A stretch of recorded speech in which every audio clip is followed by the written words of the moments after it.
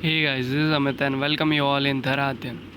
सो friends, आज engineering session के एक लेक्चर की बात करेंगे जिसमें हम मैन्युफैक्चरिंग टेक्नोलॉजी को लेकर डील करेंगे।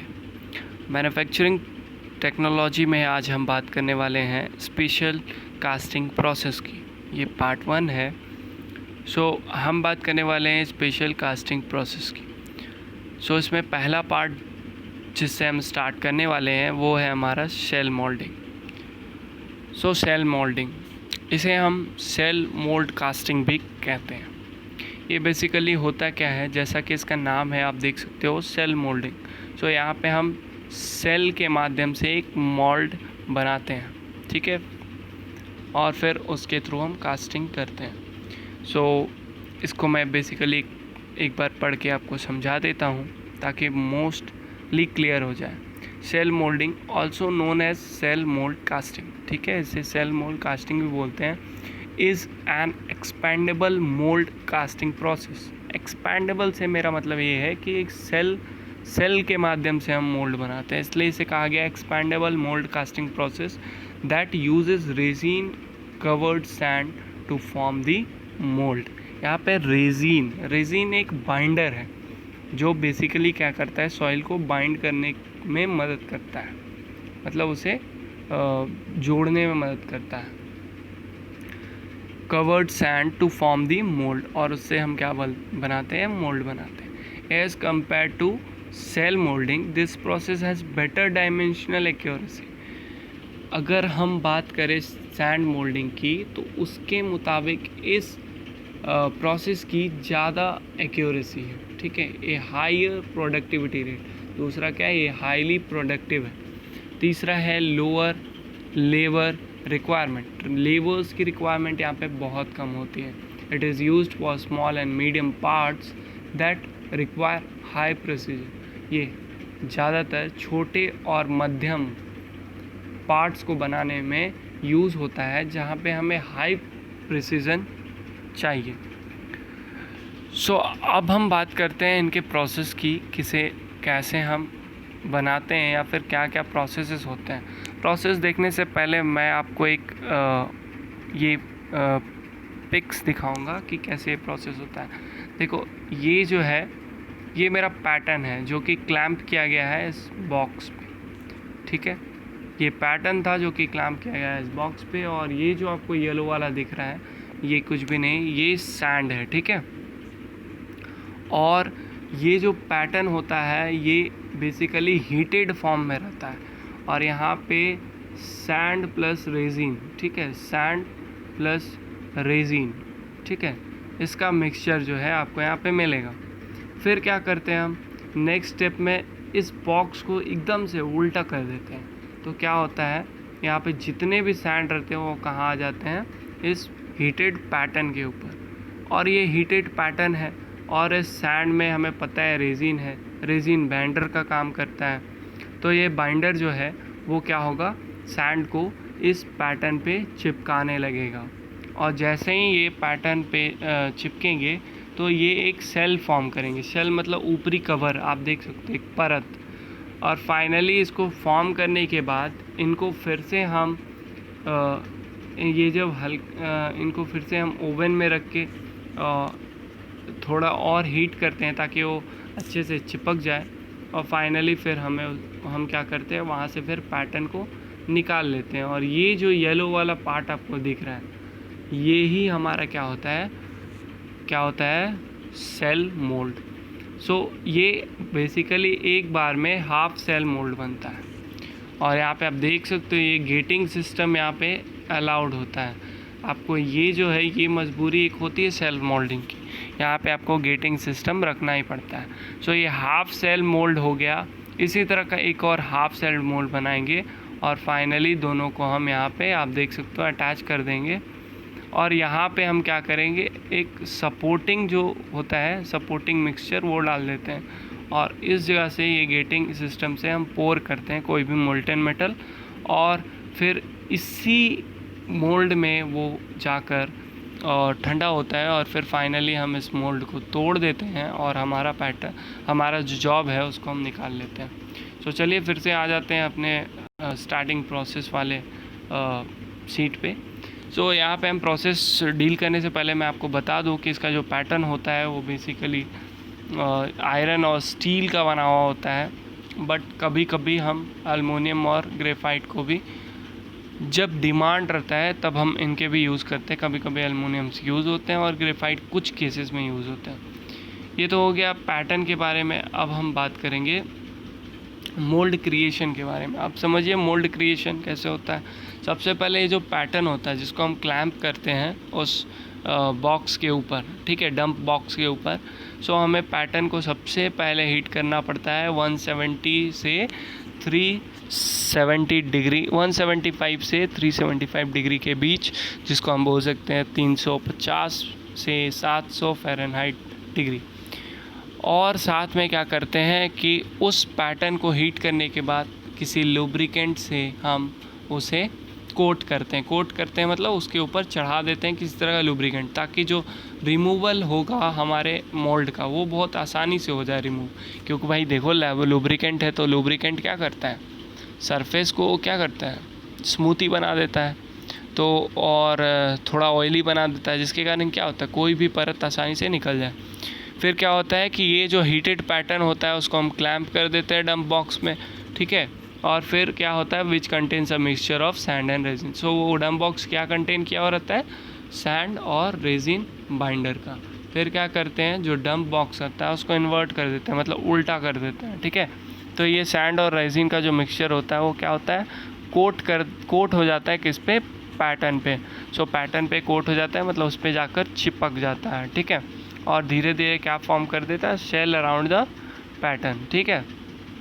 अब क्या है, ईच पैटर्न सराउंडिंग शेल, अब वो जो शेल रहता है ना उसको हम ओवन में रख के और थोड़ा हीट करते हैं और फाइनली शेल को क्या करते हैं, इजेक्ट कर लेते हैं फ्रॉम पैटर्न, मतलब पैटर्न से हम शेल को निकाल लेते हैं, ठीक है। अब देखिए आपके पास पैटर्न हो गया। अगर मान लीजिए पैटर्न हो गया, आपके पास मोल्ड हो गया, तो अगर मान लीजिए वहाँ कोई कोर प्रोवाइड करना है, ठीक है, तो insert prior the closing to the closing the mould, ठीक है। तो आपको उस जगह पे किसी तरह का कोर्स अगर कैविटी चाहिए होता है जो आपका जॉब है, तो उसमें आप पहले ही किसी कोर को इंट्रोड्यूस कर सकते हो ताकि आप कैविटी जो है बना सको, ठीक है। उसके बाद क्या करते हैं, मान लीजिए जो आपका शेल मोल्ड हो गया उसको आप कहाँ प्लेस करते हैं, किसी फ्लास्क में प्लेस करते हैं और उसको बेकिंग मटेरियल, मतलब जो बेकिंग मटेरियल उसके चारों तरफ एक स्मूथ मटेरियल, बेकिंग मटेरियल, उससे क्या करते हैं उसको सपोर्ट देते हैं। फिर आप देख सकते हो यहाँ पर जो है जब मोल्ड बनने के बाद ये जो सरफेस है, ठीक है, ये ब्लैक वाला जो इस फ्लश के अंदर दिख रहा है वो क्या है, बेकिंग मटेरियल है, ठीक है। उससे क्या किए हैं, इस मोल्ड सेल मोल्ड को हम क्या किए हैं, सपोर्ट किए हैं, ठीक है। और इस जगह से आप देख सकते हो कोई भी मोल्टेन मेटल को हम पोर कर सकते हैं। अब देखिए पोरिंग पे हम आ चुके हैं। अब समझते हैं पोरिंग होता क्या है। The mould is securely clamped, ठीक है, मोल्ड जो है हमारा वो सिक्योरली क्लैम्प्ड है together with the mould together while the molten metal is poured from a ladle into the gating system and fills the mould cavity. So अब क्या हुआ, पोरिंग किए हम, सो कैविटी जो है उसको फिल कर देते हैं मोल्टेन मेटल से, ठीक है। फिर फर्दर हम क्या देखेंगे कि वो भाई कूल करेगा, ठीक है। कूल करने के बाद क्या है, सॉलिडिफाई होने देंगे, और जब जैसे ही वो सॉलिडिफाई हो जाएंगे हम क्या करेंगे, उस उस मोल्ड को, सेल मोल्ड को हम ब्रेक करेंगे और हमारा जो भी जॉब है उसको निकाल लेंगे। और फिर उसमें जो स्मॉल अमाउंट का जो फिनिशिंग चाहिए उसके लिए हम क्या करेंगे, वहाँ पे ट्रिमिंग क्लीनिंग प्रोसेस करेंगे, ठीक है। ये छोटा सा प्रोसेस होता है ट्रिमिंग, मतलब अगर मान लीजिए कोई एक्स्ट्रा पार्ट है सो उसको हटाना है तो ट्रिमिंग और क्लीनिंग करते हैं, ठीक है। तो इस तरह से मेरा जॉब जो है क्रिएट होगा। ये देखिए ये एक बहुत ही अच्छा सा और बढ़िया पिक है जिसके माध्यम से आप और अच्छे से समझ सकते हो। देखिए ये आपका हो गया हाफ सेल मोल्ड और नीचे एक और हाफ सेल मोल्ड, मतलब इसी तरह का नीचे भी एक इस तरह का होगा, ठीक है। सो हम यहाँ पर क्या कर रहे हैं कि ये देखिए ये मेरा गेटिंग सिस्टम है, मैं पहले बताया गेटिंग सिस्टम इसमें अनिवार्य होता है। तो गेटिंग सिस्टम में क्या करेंगे, ये लैडल हुआ मेरा, ठीक है, इसे हम कहते हैं लैडल। सो ये मेरा लैडल हुआ। सो लैडल के माध्यम से हम क्या करेंगे, यहाँ पे जो भी मेरा मोल्टन मेटल होगा उसको हम पोर कर देंगे किसमें, ये मेरा सेल मोल्ड में, और फाइनली इसको फिर कूल होने देंगे और लास्टली इस पूरे सेल मोल्ड को ब्रेक करके और ये जो मेरा मेटल होगा उसको हम बाहर निकाल लेंगे। ठीक है। सो एग्ज़ाम्पल देखिए कहाँ कहाँ पर ये यूज़ होता है। तो जैसे कि गियर हाउसिंग हो गया, सिलेंडर हेड हो गया, कनेक्टिंग रॉड हो गया, और भी जगह जहाँ पे हाई प्रिसीजन मोल्डिंग कोर्स की आवश्यकता होती है। अब चले आते हैं हम एडवांटेजेस पे। सो इसके एडवांटेजेस क्या है, ये completely automated for mass production के लिए यूज़ किया जाता है। और इसकी खासियत क्या है कि हाई प्रोडक्टिविटी को इन्हांस करता है, लो लेबर कॉस्ट कर देता है, क्योंकि लेबर ही कम लगेंगे तो भाई ऑटोमेटेड हो जाएगा, तो लेबर कम लगेंगे तो कॉस्ट तो जेन्युइन सी है कि लो होगी। ठीक है। गुड सरफेस फिनिश, हाँ भाई गुड सरफेस फिनिशिंग इसकी होती है। Precision of the process can more than पे। ठीक है, जितना आप पे कीजिएगा उससे ज़्यादा आपको ये प्रोसीजन देगा, जिससे क्या होगा, मशीनिंग कॉस्ट आपका लो होगा। तो जब मशीनिंग कॉस्ट लो होगा तो क्या है, मेरा एफिशिएंसी बढ़ेगा। ठीक है। और कुछ प्रॉब्लम्स जो गैसेस के चलते इसमें प्रॉब्लम्स होती हैं कि भाई हाँ हॉट गैसेस ये सब उनका एस्केप होने का जगह, तो भाई ये शेल का बना हुआ रहता है और शेल में बहुत सारे मॉइस्चर्स भी कंटेंट होते हैं। तो जब ये मॉइस्चर्स ऑटोमेटिकली हीट आउट होते हैं तो वो कुछ पोर्स बना देते हैं, जिससे क्या है मेरे हॉट गैसेस जो हैं वो एग्जिट हो पाते हैं। ठीक है। तो और क्या है कि कॉम्प्लेक्स शेप ठीक है, उनको भी देने में बहुत सक्षम होता है। हाई प्रोडक्शन रेट तो इसका है ही, लो लेबर कॉस्ट है ही, ऑटोमेटेड रहता है तो लो टूलिंग कॉस्ट। इसके टूल्स भी उतने एक्सपेंसिव होते नहीं हैं। लिटल स्क्रैप जनरेटेड, इसके जो स्क्रैप्स होते हैं बहुत कम होंगे। ठीक है। Large part and complex shapes produce किए जा सकते हैं। मैनी मटेरियल ऑप्शन, भाई मटेरियल ऑप्शन बहुत ज़्यादा होता है, किसी भी मटेरियल से आप बना सकते हो। लो टूलिंग एंड इक्विपमेंट कॉस्ट, ठीक है, इसके जो इक्विपमेंट्स होते हैं उनके कॉस्ट बहुत कम होते हैं, और टूलिंग इसमें लगते हैं वो भी बहुत कम होते हैं, मतलब टूलिंग के काम बहुत कम होते हैं। स्क्रैप कैन बी रिसाइकल्ड, हाँ इसके जो स्क्रैप्स होते हैं उनको आप रिसाइकल कर सकते हो। शॉर्ट लीड टाइम भी होता है। ठीक है। अब बात करते हैं हम डिसएडवांटेजेस की।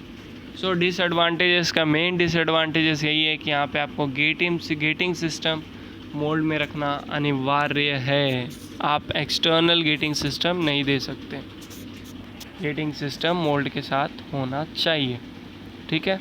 और इसमें जो रेजिन्स यूज़ होते हैं वो बहुत ज़्यादा एक्सपेंसिव होते हैं, और सेल बनाने के लिए ये बहुत इम्पॉर्टेंट है। ठीक है। इसके जो इक्विपमेंट्स हैं उनकी कॉस्ट ज़्यादा होती है। पुअर मटेरियल स्ट्रेंथ, हाँ मटेरियल जो इनसे प्रोड्यूस किया जाता है जो जॉब, उसका स्ट्रेंथ उतना ज़्यादा नहीं होता है। ठीक है। हाई पोरोसिटी पॉसिबिलिटी, हाँ इसकी पोरोसिटी पॉसिबिलिटी मतलब जो छेद होते हैं उसकी पॉसिबिलिटी, जो माइनर एकदम मतलब माइन्यूट छेद होते हैं उसकी पॉसिबिलिटी बहुत ज़्यादा होती है। ठीक है। और सेकेंडरी मशीनिंग, हाँ रिक्वायर्ड होती है, मोस्ट केसेस में रिक्वायर्ड होती है। High labour cost if done manually, अगर मैनुअली किया जाए, ऑटोमेटेड नहीं है, मैंने बताया था ऑटोमेटेड रहेगा तो लो लेबर कॉस्ट होता है, लेकिन अगर मैनुअली किया जाए तो हाई लेबर कॉस्ट होगा। ठीक है। So this was all about end of this video. जाने से पहले कुछ मेरे वक्तव्य हैं जो मैं आपके साथ रखना चाहूँगा। देखिए, for any queries regarding doubt, अगर आपको इन सब टॉपिक में किसी तरह डाउट है, feel free to contact me via WhatsApp that is given here. Well, we are performing an online tuition classes for individuals. The one is Pragyan online classes, by providing expert and experienced faculties to deal with. Even we are going to deal the engineering sections also. So if you all are interested, and if you are interested to just inquiry about, you are most welcome. Also offering demo class, we are also offering demo class. You can check on our FB page, that is @Pragyan online classes.